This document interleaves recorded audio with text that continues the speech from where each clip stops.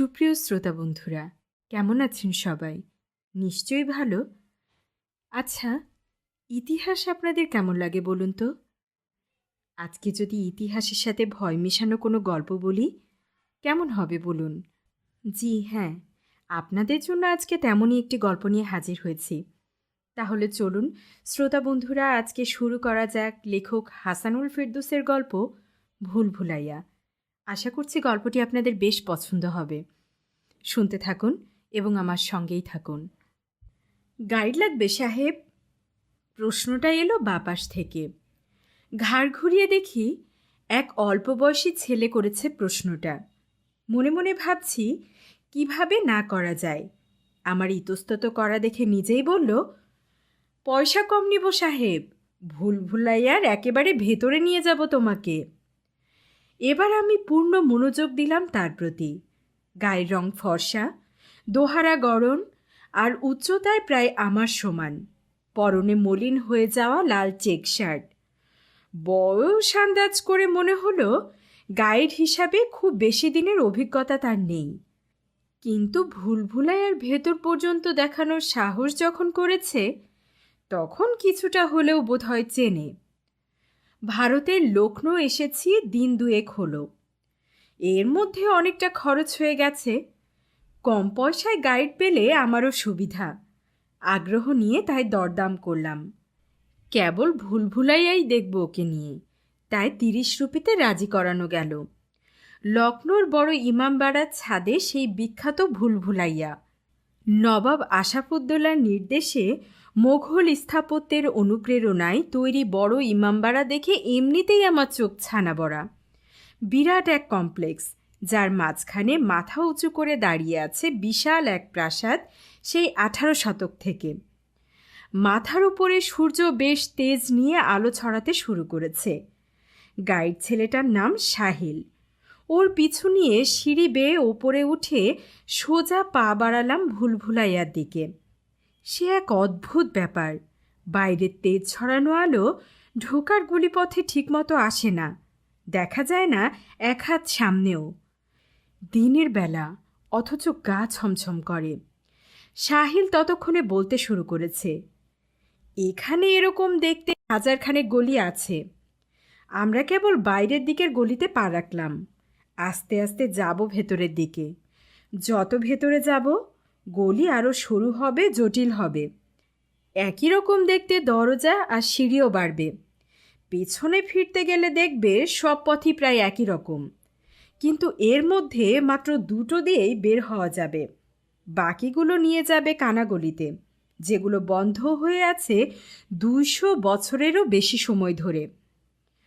শুরুতে রোমাঞ্চ নিয়ে ঢুকছিলাম ভেতরে, কিন্তু ওর কথায় রোমাঞ্চ আর রইল না। প্রায় 200 বছরের এই গোলকধাঁধার নাম এই জন্যই ভুলভুলাইয়া, যেখানে মানুষ ভুল পথে হারিয়ে যায়। প্রথম দিকে সূর্যের আলো না এলেও চোখের আন্দাজে কিছুটা পথ এগোনো যাচ্ছিল, কিন্তু এবার একটা দরজা দিয়ে ভেতরের গলিতে যাওয়ার পর সেটাও নেই। ঘুটঘুটে গভীর অন্ধকার। পকেট থেকে মোবাইলের ফ্ল্যাশলাইট জেলে আলোর ব্যবস্থা করতে চাইলাম। বাধা দিল সাহিল। শুদ্ধ উর্দুতে বলল, মোবাইলের আলোয় ভুলভুলাইয়া দেখে মজা পাবে না সাহেব, ব্যবস্থা করছি, দাঁড়াও। একটা দেশলাইয়ের কাঠি জেলে পকেট থেকে মোমবাতি বের করে ধরালো। মোমবাতির হলদে আলোয় প্রথমবারের মতো গলির দেয়াল দেখলাম। চুনা পাথরের মসৃণ দেয়াল। কিছু দূর পর পর দেয়ালের গায়ে ছোট্ট ঘরের মতো কাটা। সাহিল জানালো, এখানে নবাব মোমবাতি জেলে বেগমদের সঙ্গে লুকোচুরি খেলতেন। কিছুটা বিস্ময় নিয়ে জিজ্ঞেস করলাম, লুকোচুরি এই গলিতে? হ্যাঁ, লোকে বলে সেই জন্যই বানিয়েছিলেন এটা। একই রকম দেখতে এইসব পথ ধরে বেগমরা খুঁজে বেড়াতেন নবাবকে। আনমনে মাথা নেড়ে বললাম, এ কেমন ইচ্ছা, লুকোচুরি খেলবেন বলে এমন ভুতুড়ে গোলকধাঁধা?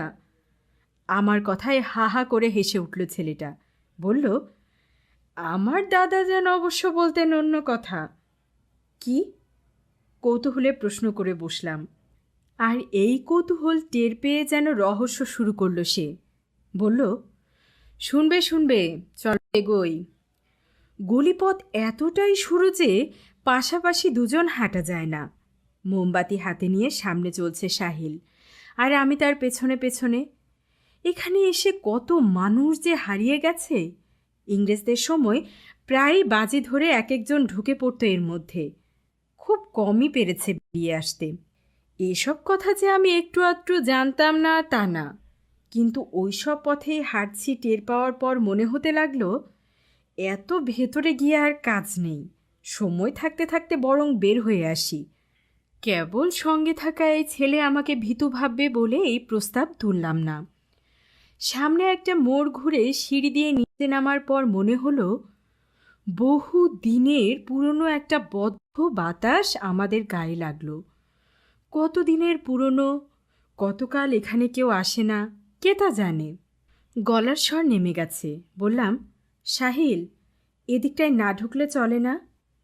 মোমবাতির আবছা আলোয় ওর মুখ এখন চেনা যাচ্ছে না। আমার প্রশ্নের জবাব না দিয়ে গলা নামিয়ে বলল, নবাবের বিরুদ্ধে যারা ষড়যন্ত্র করত তাদেরকে এখানকার গলিতে এনে ছেড়ে দিত, আর বের হতে পারত না ওরা। পথ হারিয়ে এখানেই আটকা পড়ে থাকত। আমার শরীর দিয়ে দরদর করে ঘাম ছেড়ে দিল। কেন যে এত সাহস করে এর মধ্যে ঢুকতে গেছি। একের পর এক দরজা পার হচ্ছি। নতুন মোড়ে গিয়েই মনে হয় এই পথই তো কেবল পার হলাম। লোকগুলো যে কেন বের হতে পারত না তা পদে পদে টের পাচ্ছি। ফোন বের করে সময় দেখতে গিয়ে টের পেলাম 2 ঘন্টা পার হয়ে গেছে, আমি টেরই পাইনি। কিন্তু যেটা সবচেয়ে দুশ্চিন্তা সেটা হলো এখানে একদমই নেটওয়ার্ক নেই। ফ্লাইট মোডের মতো নেটওয়ার্ক অপারেটরের নাম চিহ্ন সব গায়েব। এখানে নেটওয়ার্ক পাওয়া যায় না? প্রশ্ন করে বুঝলাম আমার সামনে কেউ নেই। মোবাইল দেখতে গিয়ে একটু ধীর গতিতে এগোচ্ছিলাম। সাহিল যে কখন এগিয়ে গেছে বুঝতে পারিনি। নিজেকে বোকার হদ্দ মনে হতে লাগলো। কিভাবে এমন বেখিয়ালি হলাম? সাহিল! জোর গলার ডাক হারিয়ে যাচ্ছে ভেতরে, কিন্তু কোনো উত্তর ভেসে আসছে না। বাধ্য হয়ে মোবাইলের ফ্ল্যাশলাইট জ্বেলে এগোতে লাগলাম। কয়েক পা এগোনোর পর আমার সামনে 3টি পথ, হুবহু একই রকম দেখতে। কোনটা ধরে এগোতে হবে? ভুল পথে এগুলে যে পথ হারিয়ে ফেলতে যাচ্ছি তা টের পাওয়ার সঙ্গে সঙ্গে শির দ্বারা বেয়ে ঠান্ডা স্রোত বয়ে গেল। 3টার মধ্যেই আলো ফেললাম, কিন্তু কোথাও আলো গিয়ে বাধা পাচ্ছে না। অতল এক রাস্তা যেন। মনের সব সাহস জড়ো করে ডান পাশের পথ বেছে নিলাম। কোনো একটা পথ দিয়ে এগিয়ে খুঁজতে হবে সাহিলকে। ভুল হলে ফেরত এসে আরেকটা পথে ঢুকে খুঁজব। কিছু দূর এগিয়ে 2টো মোড় ঘোরার পর নাকের মধ্যে আরও বদ্ধ এক বাতাস এসে লাগে। এ পথে হয়তো কেউ আসেনি। ফিরে যাব বলে পেছনে ঘুরে দেখি আমার সামনে একই রকম দেখতে 2টো পথ। কোনটা দিয়ে এসেছি আমি? ভয়ে উত্তেজনায় কোন দিকে কতবার মোড় ঘুরেছি তা হিসেব রাখতেই ভুলে গেছি। এবার কি হবে? চিৎকার করলেও বাইরে আওয়াজ পৌঁছাবে না। তাহলে কিভাবে? মরিয়া হয়ে একটা পথ ধরে ছুটতে লাগলাম। তার সামনে আরেকটা পথ, সিঁড়ি বেয়ে উপরে উঠে আরেকটা। মেঝে কোথাও হঠাৎ উঁচু, আবার কোথাও হুট করে নিচু। ছুটতে গিয়ে বার কয়েক মুখ থুবড়েও পড়েছি। কনুইতে ব্যথা পেয়েছি, হয়তো ছিলেও গেছে, কিন্তু ওসবে মনোযোগ দেওয়ার সুযোগ নেই। প্রাণপণে সৃষ্টিকর্তাকে ডাকছি। প্রাণ নিয়ে বের হতে চাই এই অন্ধকার গোলকধাঁধা থেকে। প্রায় 3-4 বার বন্ধ গলির শেষ প্রান্তে গিয়ে ধাক্কা খেতে হলো। ফিরে এসে খোলা পথ ধরে এগোলেও কোনো ফল মিলছে না। হয়তো ঘুরপাক খাচ্ছি একই জায়গায়, কিংবা ঘুরতে ঘুরতে চলে গেছি আরও আরও আরও অনেক ভেতরে। অবস্থান বের করার কোনো উপায় নেই। মোবাইলের চার্জ কখন যে মাত্র 10% নেমে এসেছে টের পাইনি। ভয় আর হতাশা দুটোই জেঁকে বসেছে।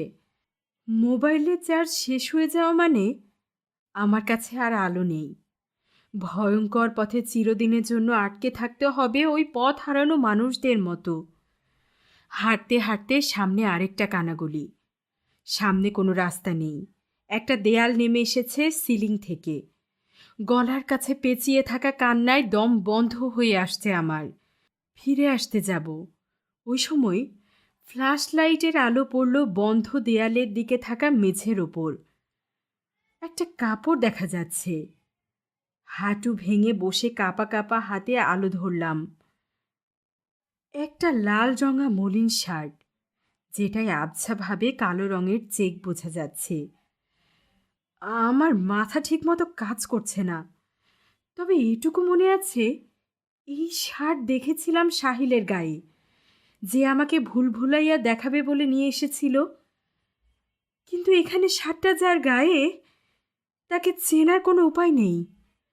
কতগুলো হাড় উকি মারছে শার্টের গলার ফাঁক দিয়ে। তার উপরে বসে আছে একটা কোটর হিমখুলি। মেঝেতে প্রায় শেষ হয়ে যাওয়া একটা মোমের টুকরাও দেখা যাচ্ছে। ভয় কিংবা আতঙ্ক কোনোটাই আর টের পাচ্ছি না। হাত পায়ের শক্তিও সব লোপ পেয়েছে। আর মনে হচ্ছে দম আটকে। রৌদ্রোজ্জ্বল দিন। এক আলাভোলা ভদ্রলোক অবাক চোখে তাকিয়ে দেখছেন ইমামবাড়ার সৌন্দর্য। এগিয়ে গেলাম তার দিকে। গাইড লাগবে সাহেব? কম পয়সায় ভুল ভুলাইয়া ঘুরিয়ে দেখাবো তোমাকে। আপনারা শুনছিলেন গল্প ভুল ভুলাইয়া, শুধুমাত্র গল্পমালা বাই লিজা অডিও বুক চ্যানেলে। গল্পটি আপনাদের কেমন লাগলো অবশ্যই আমাকে জানাবেন। আমার পড়া গল্প যদি আপনাদের পছন্দ হয়ে থাকে, তাহলে লাইক এবং সাবস্ক্রাইব করতে ভুলবেন না যেন। আপনাদের এই পাশে থাকার জন্যই আমি এতটা সাহস পাই। আমি সাহস পাই এই ছোট্ট চ্যানেলটাকে সামনে এগিয়ে নিয়ে যেতে। আমি চাই এই সুস্থ বিনোদন আপনাদের সবার মধ্যে ছড়িয়ে পড়ুক। আপনাদের যে কোনো গঠনমূলক সমালোচনা বা যে কোনো উপদেশ জানিয়ে আমাকে কমেন্ট বক্সে লিখতে পারেন। আপনাদের যে কোনো উপদেশ আমার কাছে অতি মূল্যবান। সবাই ভালো থাকবেন, সুস্থ থাকবেন, নিজের যত্ন নেবেন, নিজেদের আপনজনদেরকে যত্নে রাখবেন। আর হ্যাঁ, আমাকে অবশ্যই আপনাদের দোয়ায় রাখবেন। আল্লাহ হাফেজ।